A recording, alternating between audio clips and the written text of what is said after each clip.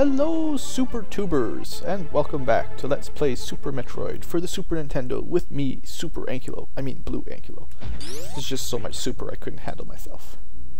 Alright, so we've got ourselves an ice beam, last episode of course, and the various suit. No, we got the various suit the episode before the last one. We got the speed booster last time.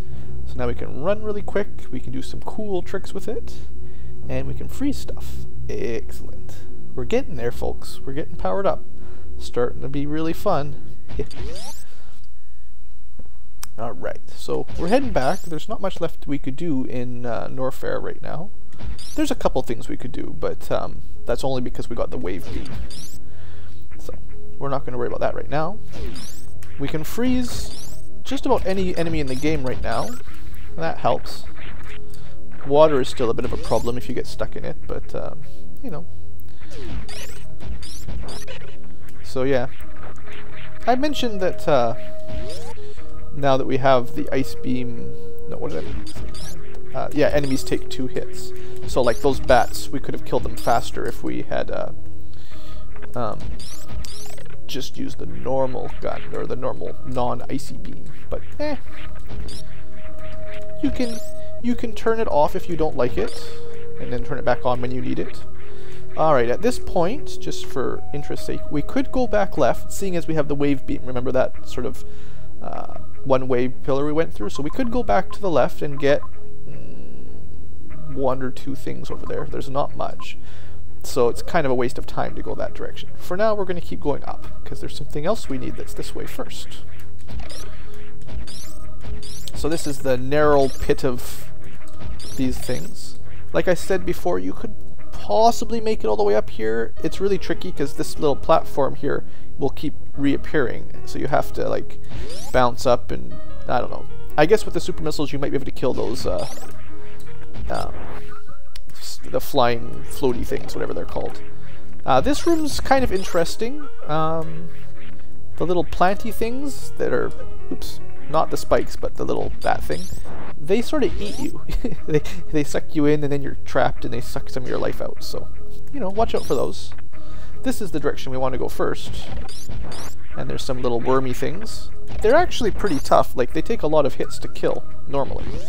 But because we've got almost all the guns already, or almost all the beams, we're pretty powerful, I would say. I just like getting the spazer and the wave early. Ah, and what's this? The power bomb. Not the super bomb, just power. What do we do with that? Well, select it, turn into a ball, and drop a bomb. We dropped a bomb. And you get another missile for learning how to use your power bomb. Hey, I won't complain. 70 missiles, that's okay. Oh, got me. I'm getting eaten. Not too bad though. If you didn't have your various suit, it would hurt a little bit more, but 12 damage or 11 damage. That's not enough to concern me. It should be fairly hard for me to get, or to die in playing this game, at least the normal mode. I'd have to be... Oh, these guys are pretty tough. This is a good reason to have the all the weapons, because sorry, I interrupted all my thoughts. Those things are really tough. They got a lot of life and they do pretty good damage. So if you don't have the wave or the spazer, it will take a lot more shots to freeze them and kill them. You might want to use a super missile maybe, but you know, as long as you got your stuff, not so bad. Can I make that jump? No. Ah, spikes of doom have got me. Alright, so now we have the power bomb, and this time I could go back and there would be a fairly significant number of things, of items you could get on the left side of Brinstar, whatever place we're in.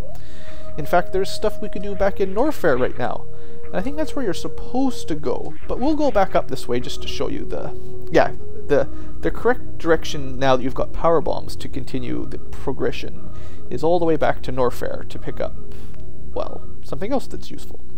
We're not going to worry about that because I'm not worried about doing the fastest run, like I said at the beginning.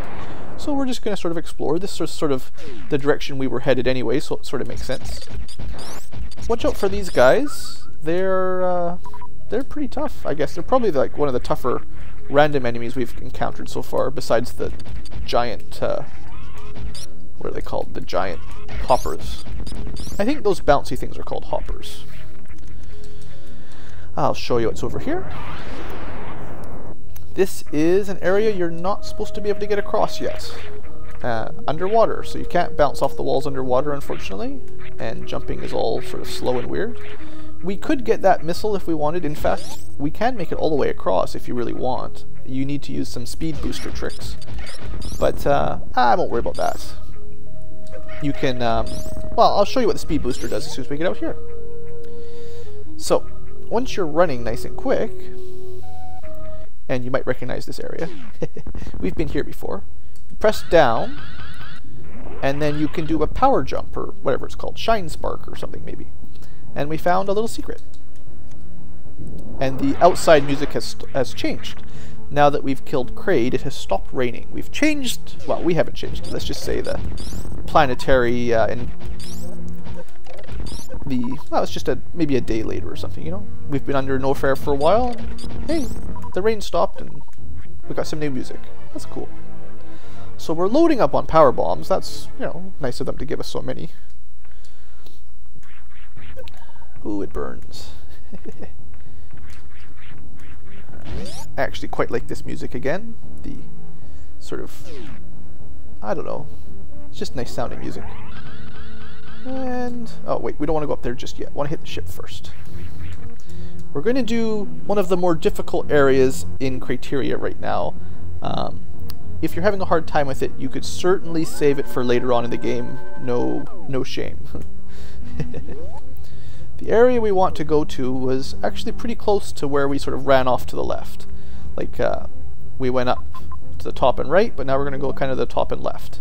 If I can remember how to get there easily. I think the easiest way I generally do this is just to do something like that. And then a wall opens up. You can sort of speed boost your way through it if you want, but this is, I don't know, we could kind of call it the gauntlet.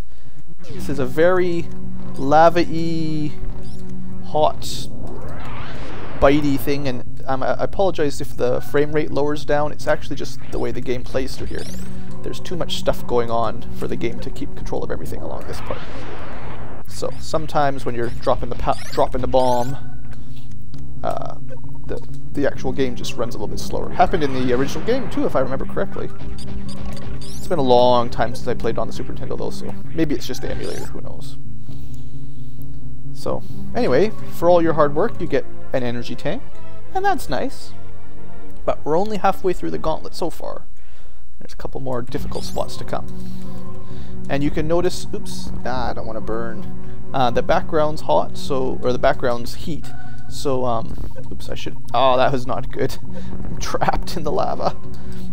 If you didn't have the Varia suit, you would be taking damage just by, you know, being here. And then that's big, tough lava that burns us even more, so. Not the nicest place. I'm not being terribly careful, I'm just trying to get through it in a timely fashion. But I'm taking, well, I've lost 2 energy tanks just from that last one, so you know, it's pretty painful. And then all these spikes and stuff, if you didn't know how to get through this quick, I mean, that's 3 energy tanks down, just like that. But now we're done. And this one,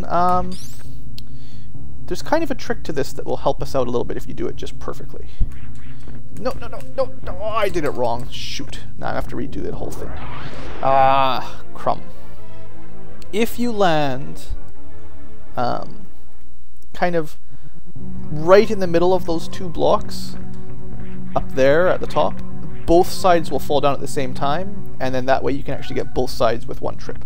Unfortunately, I'll have to do another trip to get all that, if I want to get all that stuff. Lots of hidden things around. Alright, so where to next? I'll worry about getting that other 5 missiles at some other point. Maybe at the end of the game when I'm just wrapping stuff up, because right now I don't feel like just repeating stuff just for the fun of it. Let's go see what's over here now that we've taken out Kraid. Just to show you guys how this works. you can see on the map there's no white border, so somehow there is a way to go down. Somehow. But now that we've defeated Kraid, his part of the statue has turned gray. So you can tell that there's 3 more. And the one on the top looks very familiar. We'll get to him eventually. Alright, so let's see. We're going to do a little circuit. I guess we'll zip through... Basically, we're going to start heading back down towards Norfair now. And we'll take the route through the green Brinstar and just pick up a couple items on our way through, because there's a couple things we can get now. If you really want to be efficient, you'd save this trip through Brinstar for later when you have a couple more items, and then you can get everything. But for now, it's all good. Just having fun. If you're playing through the game normally, this is probably about the time you would come back here. But now we can run fast. Woohoo! So, that's convenient. So like I said, you could have got here earlier if you'd been really sneaky, but it's fairly difficult to do that little trick I was talking about, the speedball thing. Now what we got there was a reserve tank and some missiles. Hey, why not? The reserve tanks are kind of special. They count as energy tanks, but they don't. And a double secret. There's a lot of missiles here. That's why I didn't worry about that 5 we missed. The reserve tank acts like a normal energy tank, sort of above and beyond, and you're supposed to use them kind of as a reserve. So if you go here, you can see right now it's not full. There's 0 out of 100. And you can change it from auto to manual. If you have manual, it won't use it on its own. You'll have to basically come here and select it yourself. If it's on auto, when you're about to die, it will just suck this energy out first before you die. And it's one of the few things that isn't filled up by energy recharge stations, and maybe not even your ship, if can't remember for sure. You have to you actually get the energy refills from monsters. How do we get out? Well, you just shoot up, not too bad. So anyway, reserve tanks are pretty good. There's 4 in total, and we've got the first one. This is what would have broke the sequence if we had gone here first. You would have got the super missiles without fighting the plant boss. So that way you won't even really need to fight the plant boss if you didn't want to. So that's kind of a neat little tricky trick. And let's see, definitely want to get through this before the end of the episode. Remember that place that we showed before that needed the power bomb? So now you jump down here and go through a door. And we find ourselves with more brain suckers. Might as well get them all. No, don't. Ha, got him. Alright. So it's a nice hallway here. If you don't jump like I did, you might not get this energy tank, and then you'd have to run around again. So, you'll see in a second. But I wanted that energy tank and these super missiles without having to backtrack and go around and around in circles over and over again. This is a first-timer's trap, because the floor is a fake there. And if you didn't know about that, then that's pretty unlikely that you would have jumped across it, I betcha. Anyway, this is another kind of gauntlet-y thing. I wouldn't say this is as hard as the other gauntlet we went through, but these things are pretty tough.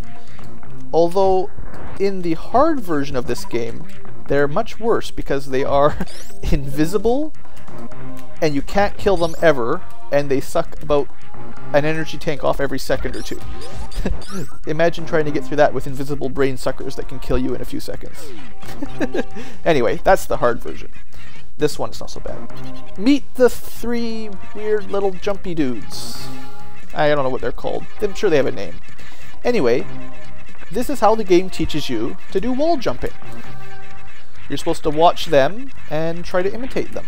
And it takes a bit of practice if you don't know how to do this, of course. I think they're saying get up, and I love them. They're great. He also shows you a little secret over there. So, hey, let's go get it. Ah, these are cool little dudes. They're like, congratulate you when you get to the top. So happy. Thanks, buddies, for teaching me how to do the trick. So, like I was saying, if you want to do it yourself, you're jumping, and then while your character is spinning next to the wall, you're going to press the opposite direction and jump again. So you kind of kick off the wall with that. So it's left and jump, right and jump, left and jump. And that's kind of the basics of how to do it. And in this version, or like this game, you can jump up almost anything. It has a little teeny bit of block on it you can get up. In the Game Boy Advance ones, the two Metroid games for that, it sort of pushes you away from the wall too much, so it's a little bit more limited in where you can do that jump. But for this one, you can do it almost anywhere. Oh, and another trap. Might as well show you this while we're here. Fall all the way down. Now you could jump your way up now that you've learned that trick, but this is what you couldn't do in the Game Boy version, the Game Boy Advance version, if you're wondering. But you can't get through that. So, how do we get out of this place? And you're also not really supposed to know how to do that wall jump anyway, or at least not that well. So there's this little dude here. Whoa, whoa, come back, dude. Where are you going? Oh, look at that jumper. I think I missed a save room at the bottom. I didn't open the door that had a save room in it. If you time it just perfectly, you can actually free him. If you go through just half a second before he does, he'll be up here, and then he can run back and forth. So that's kind of cool if you're ever wanting to just play around. You can free the little jumpy dude. So those are the two friendly enemies you can find in this game. And I think, now that I've done all that, I will probably end this episode right here, seeing as I know there's a save station. Lots of more items to get, so we'll wrap things up for now. Although, okay, once again, I will just check the video's length, just in case I've got a ton of time. But this is probably the end of the video. Yeah, it's about the perfect time to wrap things up. I'm starting to get a better feel for how long I want these episodes to be. 15 minutes, give or take, is my plan for Super Metroid. So anyway, we've gotten a couple new items, and we're starting to search for some secrets, and having lots of fun. So I hope you've enjoyed my Let's Play episode, oh geez, I don't know, 6 or something. Don't quote me on that one. You'll have to just look at the title. Anyway, hope you've enjoyed, and have a great day. Thanks for watching.